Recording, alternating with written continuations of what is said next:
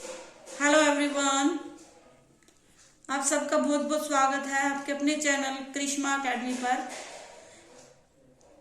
आज एक नई वीडियो के साथ हाजिर हूं मैं आपके सामने।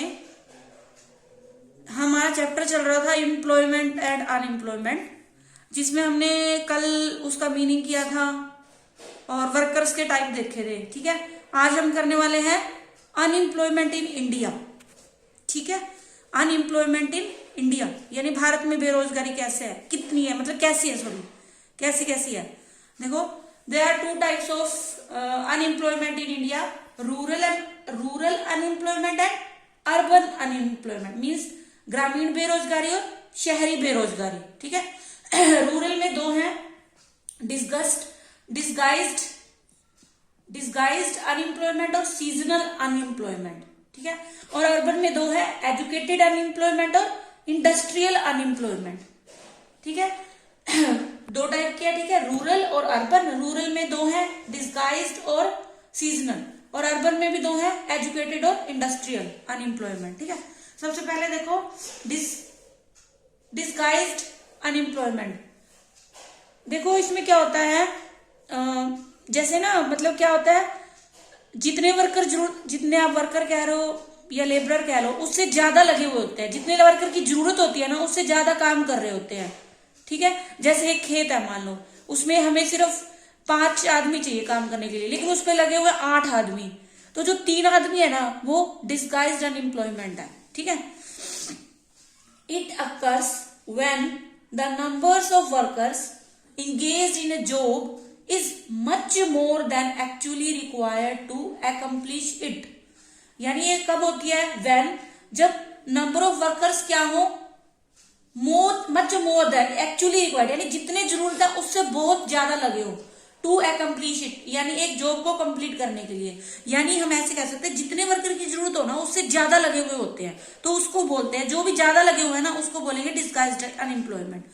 जैसे इसमें एग्जांपल आप खेत का ले सकते हो। सपोज करो एक खेत में काम करने के लिए सिर्फ 5 लोगों की जरूरत पड़ती है, लेकिन उस पर लगे हुए हैं 10, मान लो 10 लगे हुए, तो जो 5 आदमी है ना, वो डिस्गाइज्ड अनएम्प्लॉयमेंट है। ठीक है, if some of them are withdraw from that job, total production will not fall. यानी वो कह रहा है, अगर इसमें से कुछ लोगों को हटा दिया जाए तो प्रोडक्शन पर कोई इफेक्ट नहीं पड़ता, मतलब प्रोडक्शन कम नहीं होता, प्रोडक्शन उतना ही रहता है। ठीक है, disguised unemployment is find in Indian agriculture. देखो, जो इंडियन एग्रीकल्चर यानी जो भारतीय खेती है, उसमें ये बेरोजगारी पाई जाती है, because in India there is too much pressure of population on land, joint family system और lack of jobs opportunities outside agriculture compels the possibility of disguised unemployment. मतलब ये कह रहा है कि जो इंडियन एग्रीकल्चर है ना, उसके अंदर ये बेरोजगारी बहुत पाई जाती है। क्यों पाई जाती है, क्यों? एक तो क्या है, पॉपुलेशन ज्यादा है यहाँ पे, और लैंड पे मतलब कह लो कि लैंड पर प्रेशर ऑफ पॉपुलेशन क्या है, ज्यादा है। मतलब आप ऐसे कह सकते हो, है तो छोटे छोटे टुकड़े जमीन के उनके पास, किसानों के पास, और वो उसपे सारा परिवार ही लगा होता है काम करने के लिए। ठीक है, एक्चुअल में उतनों की जरूरत नहीं होती है। ठीक है, दूसरा ज्वाइंट फैमिली सिस्टम है। ज्वाइंट फैमिली सिस्टम में मान लो ज्वाइंट फैमिली है और एक खेत है, तो सारे उसी पे काम करने लग जाते हैं। ठीक है, हालांकि प्रोडक्शन चाहे उतना हो, लेकिन ये है कि हाँ, लगे हुए हैं सारे काम पे। ठीक है, नेक्स्ट है lack of jobs opportunities outside agriculture compels the possibility of disguised unemployment. देखो, एग्रीकल्चर के बाहर मतलब उनको क्या है, जॉब नहीं मिलती, मतलब कमी है जॉब की। आजकल तो आपको पता है, एजुकेटेड पर्सन भी यूं ही बैठे हैं, आप मानोगे नहीं, मास्टर डिग्री किए हुए स्वीपर की जॉब करने के लिए तैयार है। मतलब इतना बुरा हाल है, इतनी बुरी बेरोजगारी हुई पड़ी है। तो मतलब किसान, मतलब जो खेती से बाहर उनको जॉब ही अवेलेबल नहीं होती, तो वो क्या करते हैं, बेचारों को वही काम करने के लिए मजबूर होना पड़ता है। ठीक है, ये थी हमारे, मतलब ये थी डिस्गाइज्ड अनएम्प्लॉयमेंट। ठीक है, इसको शायद हिंदी में प्रच्छन्न बेरोजगारी ऐसा कुछ बोलते हैं। ठीक है, मतलब कि क्या हो, जितने व्यक्ति जरूरत हो उससे ज्यादा लगे हुए हो काम पे, तो उसको बोलते हैं डिस्गाइज्ड अनएम्प्लॉयमेंट। ठीक है, नेक्स्ट है सीजनल अनएम्प्लॉयमेंट। सीजन यानी मौसमी बेरोजगारी बोलते हैं इसको। ये भी एग्रीकल्चर में होती है, किसानों को समझ लो। जैसे अब कई बार क्या होता है, जैसे पहले जैसे अभी बोते हैं, अप्रैल वगैरह में क्या गेहूं वगैरह की कटाई हो जाती है ना, तो फिर काफी टाइम तक खेत को क्या करना पड़ता है, खुला छोड़ना पड़ता है, ताकि अगली फसल अच्छे से हो सके। तो उतने टाइम तक वो क्या रहते हैं, बेरोजगारी तो रहते हैं।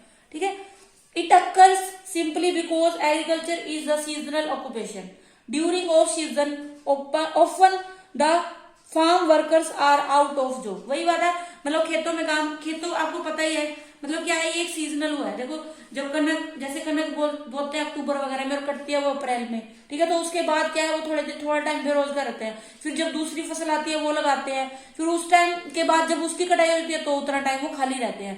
तो ये क्या है, सीजनल अनएम्प्लॉयमेंट है, ठीक है। They have no work to do, उस टाइम के दौरान वो कोई भी काम नहीं करते, मतलब काम नहीं होता उनके पास।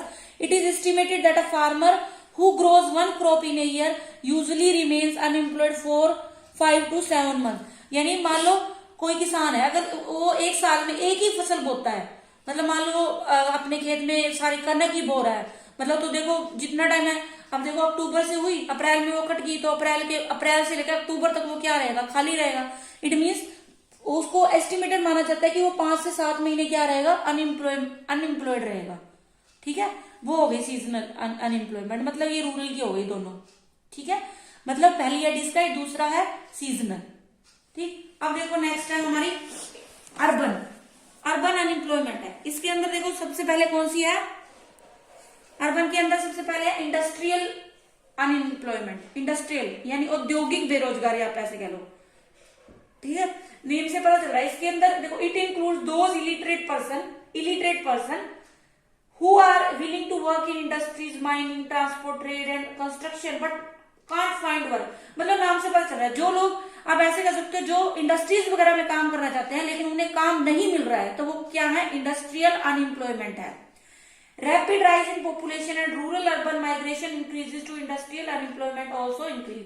मतलब देखो पॉपुलेशन बढ़ रही है, ठीक है, पॉपुलेशन बढ़ रही है, और दूसरा क्या है, जो रूरल अर्बन माइग्रेशन हो रहा है, यानी रूरल से जो अर्बन यानी गांवों से जो शहरों में लोग जा रहे हैं, तो उससे क्या हो रहा है, वो इंक्रीज हो रहा है, तो जिससे इंडस्ट्रियल अनएम्प्लॉयमेंट भी क्या हो रहा है, इंक्रीज हो रहा है, ठीक है। नाम से पता चल रहा है, देखो इंडस्ट्रियल अनएम्प्लॉयमेंट मतलब कि जो लोग इंडस्ट्री में काम करने के इच्छुक है लेकिन उनको काम नहीं मिल रहा। इसके रीजन बताए, एक तो पॉपुलेशन हो गई, दूसरा क्या हो गया, जो रूरल से अर्बन में माइग्रेशन हो रहा है वो, ठीक है, उससे भी मतलब ये दोनों जो भी अनएम्प्लॉयमेंट है, इंडस्ट्रियल अनएम्प्लॉयमेंट क्या हो रहा है, इंक्रीज हो रहा है, ठीक है। नेक्स्ट देखो एजुकेटेड अनएम्प्लॉयमेंट, देखो नाम से पता चल रहा है शिक्षित बेरोजगारी, ठीक है। शिक्षित बेरोजगारी मतलब जब क्या हो, मतलब जो एजुकेटेड पीपल है, मतलब पर्सन कह लो या पर्सन कह लो, उनको क्या है, जॉब नहीं मिल रही, वो काम भी करना चाहते लेकिन उनको काम नहीं मिल रहा, तो वो क्या है, एजुकेटेड अनएम्प्लॉयमेंट है। In India, the problem of unemployment among the educated people is also grave. It is a problem spread across all parts of the country and poses a serious threat to social peace and harmony. On account of expansion of educational institute, अब ये कह रहे कि क्यों बढ़ रही है, क्योंकि एजुकेशनल इंस्टीट्यूट बढ़ गए हैं, कॉलेज, स्कूल, यूनिवर्सिटी ये बढ़ गए हैं, तो शिक्षा बढ़ गई है और जॉब मिल नहीं रही, तो एजुकेटेड अनएम्प्लॉयमेंट बढ़ रहा है। The number of educated person has increase, ठीक है। Education system in India is not job oriented, it is largely degree oriented. जो हमारे इंडिया का जॉब सिस्टम एजुकेशन सिस्टम है वो क्या है, जॉब ओरिएंटेड नहीं है, वो कैसा है, डिग्री ओरिएंटेड है, ठीक है। ये इसके रीजन बताए कि क्यों हो रही है ये ज्यादा, ठीक है। ओपन अनएम्प्लॉयमेंट, अब देखो ये तो थे, दो थे हमारे रूरल के और दो थे अर्बन के। अब जो ये है ना ओपन, ये वाले, ये क्या है, इन दोनों में ही आ जाते हैं ये, मतलब इसमें चाहे वो अर्बन में है चाहे वो रूरल में, ये बेरोजगारी दोनों में ही पाई जाती है, अर्बन एरिया में भी और रूरल एरिया में भी।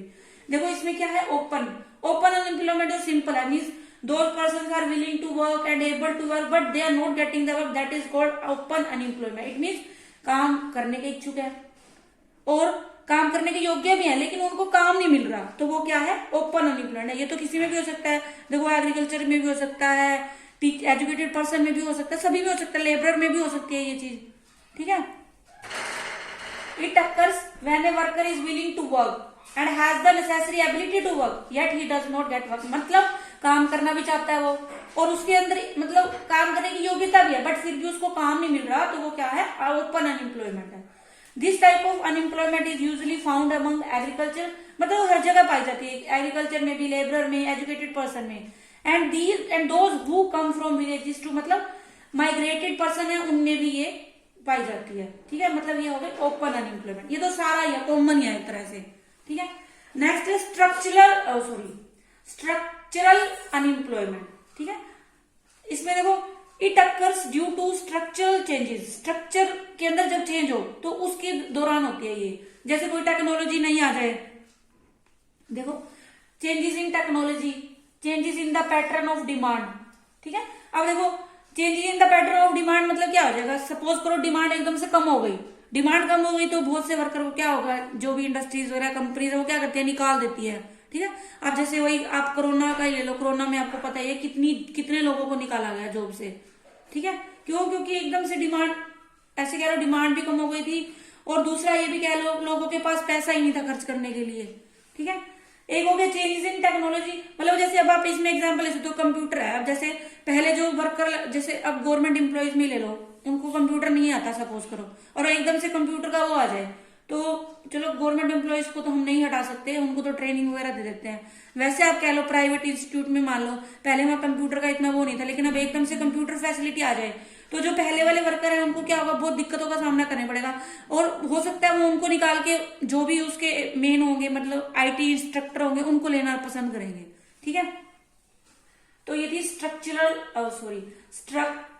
अनएम्प्लॉयमेंट, ठीक है।